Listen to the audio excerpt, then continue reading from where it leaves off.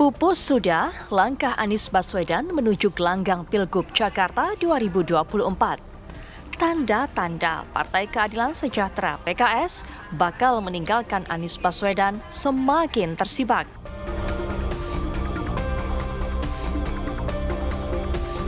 PKS membuka peluang batal mendukung Anies Baswedan pada Pilgub Jakarta 2024. PKS menilai Anies gagal mengumpulkan dukungan dari partai lain untuk memenuhi syarat pencalonan sesuai target yang ditentukan.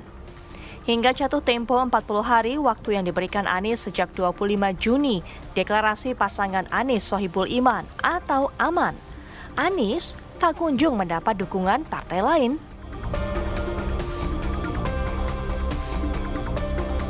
Kini PKS ancang-ancang membuka komunikasi dengan kubu lain, yakni Koalisi Indonesia Maju, KIM, yang mengusung Ridwan Kamil. Bukan hanya PKS, Nasdem dan PKB yang sebelumnya juga mendukung Anies Baswedan juga dikabarkan ikut ke gerbong KIM. Ramai-ramai parpol pendukung Anies di Pilpres 2024 meninggalkan mantan Gubernur Jakarta, membuat Ridwan Kamil yang diusung Koalisi KIM akan menjadi satu-satunya kandidat yang maju di Pilgub Jakarta 2024 lewat jalur partai. Jika benar tiga parpol yakni PKB, PKS, Nasdem yang sejak awal dukung Anies Baswedan di Pilgub Jakarta 2024 mencabut dukungan dan bergabung ke gerbong KIM, akankah memuluskan Ridwan Kamil memenangkan Pilgub Jakarta 2024? Benarkah tiga parpol tersebut terpincut dan bergabung ke gerbong KIM demi kursi kabinet? Tim TV One mengabarkan.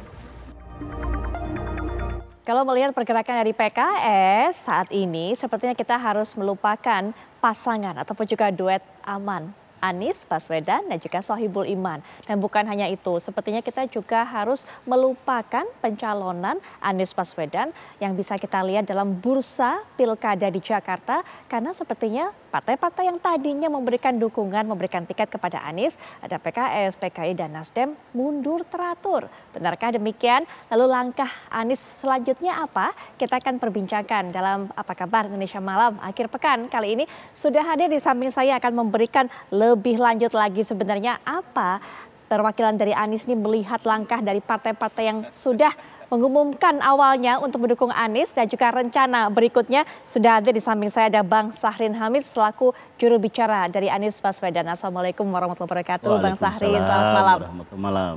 Baik, dan juga kalau semasa saya tadi sempat menyampaikan intro, tapi ada yang Anda dengar ketawa-ketawa, sepertinya ketawanya punya makna tersendiri. Mas Adi Praitno, seperti biasa pengamat politik, punya komentar-komentar yang sangat kritis. Nanti kita akan terus tunggu. Assalamualaikum warahmatullahi wabarakatuh. Selamat malam Mas Adi. Waalaikumsalam warahmatullahi wabarakatuh. Selamat malam Putri. Baik, selain Mas Adi, kemudian juga Bang Sahrin sudah bergabung juga para narasumber melalui Zoom. Sudah ada Pak Refrizal dari PKS, tapi sepertinya kami juga masih memiliki kendala untuk bisa terhubung dengan Pak Refrizal, tapi nanti akan bergabung. Kemudian juga ada dari PKB, yaitu Pak Hasbiullah Ilyas. Pak Hasbi, apakah juga sudah terhubung? Tapi sepertinya kami masih coba untuk menghubungi perwakilan dari PKS dan juga PKB untuk bisa menjelaskan kembali kepada masyarakat tentunya apa yang membuat mereka mundur dari mendukung Anies Baswedan. Tapi kita akan tanya kepada Bang Sahrin terlebih dahulu. Sudah memprediksi belum sih Bang seperti ini awalnya kondisinya kok sepertinya Pak Anies sekarang terhimpit, terjepit, ditinggalkan begitu saja oleh partai-partai? Ya. Bang Sahrin.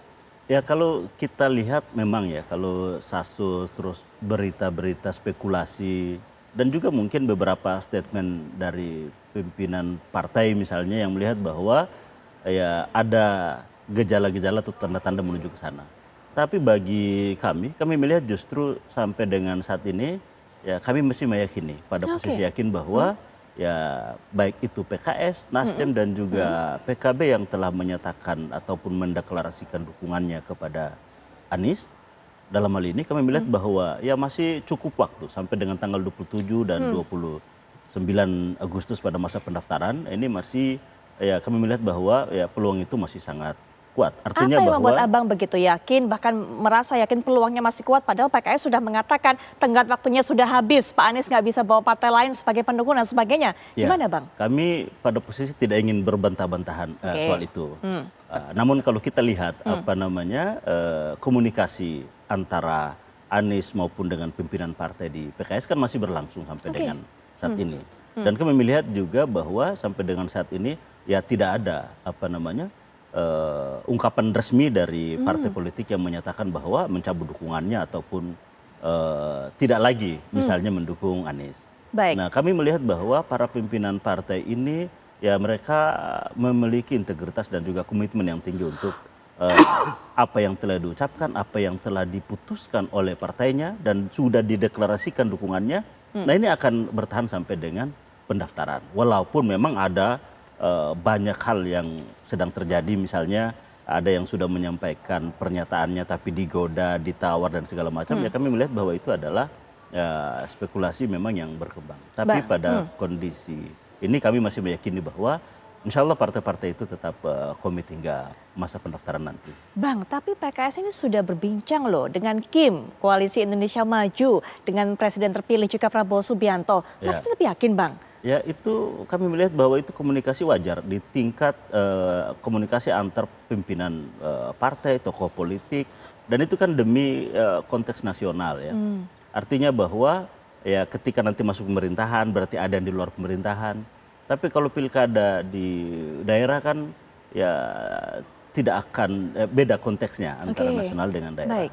Jadi kami melihat bisa jadi ada koalisi nasional tapi dalam konteks lokal ataupun daerah ya bisa skema dan formulanya berbeda-beda di masing-masing daerah. Yakin dengan PKS-nya. PKB Nasdemnya juga masih seyakin itu? Kami kira masih yakin sepanjang belum ada. Ya kita kan harus merujuk kepada yang resmi, yang formal. Bahwa yang resmi, yang formal itu adalah pernyataan dukungan ya. Betul. Nah dan sampai saat itu kan hal ini belum ada pencabutan juga secara resmi. Jadi kami melihat bahwa apa yang telah disampaikan secara resmi ya itulah yang menjadi pegangan bagi kami. Baik, optimisme yang diusung oleh kubu Anies Baswedan, Mas Hadi melihatnya? Ya saya kira wajar kalau kemudian jubir Anies ini optimis ya, karena tentu masih berharap 3 partai yang sejak awal memberikan dukungan politik ke Anies ini mendaftarkan ke KPU nantinya. Tapi kalau kita melihat tanda-tanda alam, sepertinya memang pencalonan Anies di Jakarta ini hampir bisa dipastikan 1000% wassalam, Putri. Pertama tentu PKS ya, yang menyatakan duet soal antara Anies Baswedan dan Sohibul Iman ini sudah expired. Itu artinya memang tak ada intensi lagi sebenarnya bagi PKS untuk melanjutkan bagaimana soal proposal awal ini. PKB dan Nasdem saya kira statement-statement politiknya sudah mulai melunak terkait dengan Anies. Apalagi pada saat yang bersamaan kedua partai itu sudah membangun intensitas komunikasi yang sebenarnya itu sebagai bentuk penebal. PKB dan Nasdem tinggal menunggu waktu untuk menjadi bagian dari kubu Kim. Nah, satu hal yang ingin saya garis bawahi, Anies ini sepertinya gagal membaca sikap politik partai-partai yang menyatakan dukungan politiknya. Sepertinya Anies menganggap PKS, Nasdem, dan PKB itu akan cinta buta dan cinta mati kepada Anies Baswedan sampai mendaftarkan diri ke KPU. Padahal Anies saat ini adalah orang yang tak lagi menjadi pejabat publik, posisinya memang sejak awal cukup terjepit, dan pada saat yang bersamaan muncul dari Koalisi Indonesia Maju dengan godaan-godaan yang sangat menggiurkan. Menjadi bagian dari koalisi Prabowo Subianto untuk 5 tahun yang akan datang, bagi Nasdem dan kemudian bagi PKB.